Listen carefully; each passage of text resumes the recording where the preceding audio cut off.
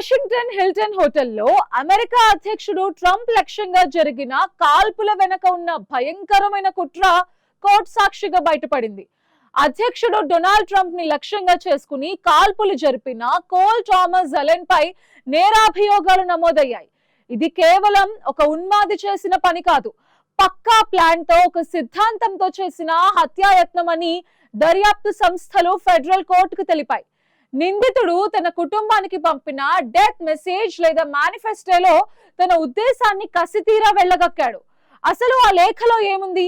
విద్యావంతుడైన Allen Trump ను ఎందుకు అంతలా ద్వేషించాడు? దర్యాప్తులో తేలిన సంచలన విషయాలేంటి ఈ స్టోరీలో చూద్దాం.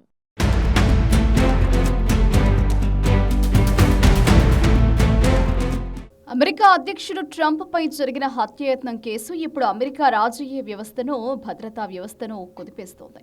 ఇప్పటికే ప్రపంచవ్యాప్తంగా కలకలం రేపిన ఈ ఘటనకు సంబంధించి కీలక పరిణామాలు చోటు చేసుకుంటున్నాయి. వాషింగ్టన్లో జరిగిన వైట్ హౌస్ కరెస్పాండెంట్స్ డిన్నర్ కార్యక్రమంలో కాల్పులు జరిపిన నిందితుడు కోల్ థామస్ ఎలెన్ పై అధికారికంగా హత్యాయత్నం కేసు నమోదైంది.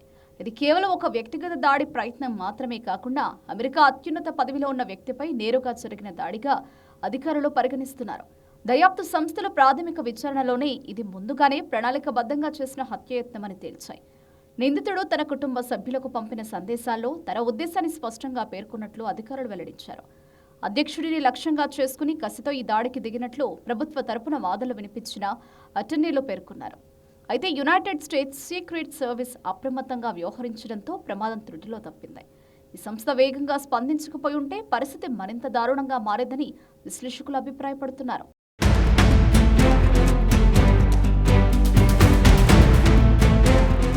ఈ కేసు ప్రస్తుతం ఫెడరల్ కోర్టు పరిధిలో విచారణకొచ్చింది. సోమవారం జరిగిన తొలి విచారణలో నిందితుడు కోర్టు ముందు హాజరయ్యాడు. అతడి తరపున ఎవరూ ముందుకు రాకపోవడంతో ప్రభుత్వం 2 పబ్లిక్ డిఫెండర్లను నియమించింది.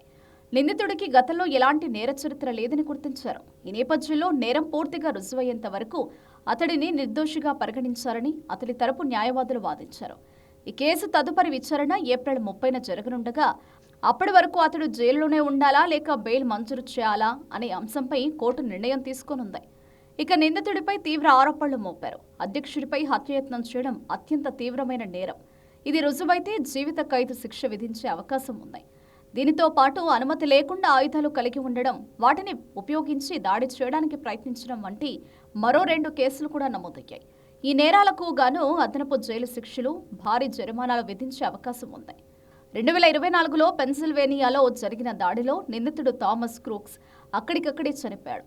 కానీ అలెన్ ఇప్పుడు సజీవంగా పట్టుబడడంతో అమెరికా చట్టం అతనికి అత్యంత కఠిన శిక్ష విధించేలా దర్యాప్తు సంస్థలు పావులు కదుపుతున్నాయి.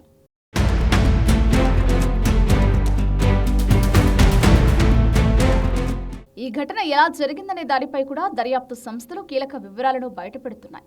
వాషింగ్టన్లోని హిల్టన్ హోటల్లో జరిగిన ఈ విందు కార్యక్రమానికి వేలాది మంది అతిథులు హాజరయ్యారు. అదే హోటల్లో బస చేసిన నిందితుడు భద్రతా వలయాన్ని దాటి లోపలికి రావడం పెద్ద భద్రతా లోపంగా భావిస్తున్నారు.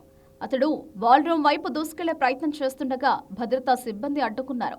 ఆ సమయంలోనే కాల్పులు జరగడంతో అక్కడ ఒక్కసారిగా భయాందోళనలు నెలకొన్నాయి. మరోవైపు నిందితుడి వ్యక్తిగత వివరాలు కూడా ఇప్పుడు వెలుగులోకి వస్తున్నాయి. కాలిఫోర్నియాకు చెందిన కోల్ థామస్ ఎలెన్ మంచి చదువుకున్న వ్యక్తి.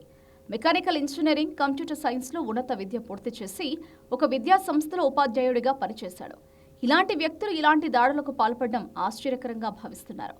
అయితే అతడి ఆలోచన విధానం తీవ్రవాద దిశగా మళ్లిందా లేక వ్యక్తిగత అసంతృప్తుల కారణంగా ఈ దాడి జరిగిందా అన్న దానిపై దర్యాప్తు కొనసాగుతోంది.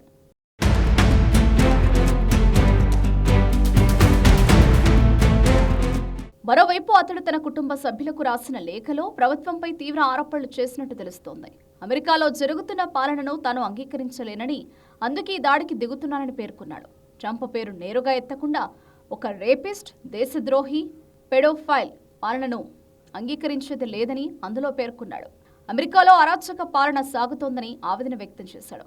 అయితే తన లక్ష్యం ప్రధానంగా ఉన్నతాధికారులేనని, సాధ్యమైనంత వరకు ఇతరులకు హాని చేయదలుచుకోలేదని కూడా ఆ లేఖలో పేర్కొన్నాడు. ఈ అంశం అతడి మానసిక స్థితిపై కూడా ప్రశ్నలు లేవనెత్తుతోంది. హిల్టన్ హోటల్ భద్రత చాలా ఘోరంగా ఉందని, తాను అంత పెద్ద తుపాకీతో లోపలికి వచ్చినా ఎవరూ గుర్తించలేదని ఎలెన్ ఆ లేఖలో ఎద్దేవా చేశాడు. ఇక ఈ ఘటనపై స్పందించిన ట్రంప్ నిందితుడు తనపై చేసిన ఆరోపణలను ఖండించారు. తాను ఎలాంటి నేరాలకు పాల్పడలేదని స్పష్టం చేశారు. తాను రేపిస్టును కాదని నిందితుడు చెప్తున్నట్లు తనలో పెడోఫిలియా లక్షణాలు లేవని స్పష్టం చేశారు. నిందితుడు అలెన్ ఒక క్రైస్తవ వ్యతిరేకి అని ట్రంప్ అభివర్ణించారు. సామాజిక మాధ్యమాల్లో అతడు చేసిన పోస్టులు తనపై ఉన్న ద్వేషాన్ని చూపిస్తున్నాయని అన్నారు. ఈ ఘటన ద్వారా భద్రతా వ్యవస్థను మరింత కట్టుదిట్టం చేయాల్సిన అవసరం ఉందని పేర్కొన్నారు. ముఖ్యంగా శ్వేత సౌధానికి సంబంధించిన కార్యక్రమాలు జరుగుతున్నప్పుడు భద్రతను మరింత కఠినతరం చేయాలని సూచించారు.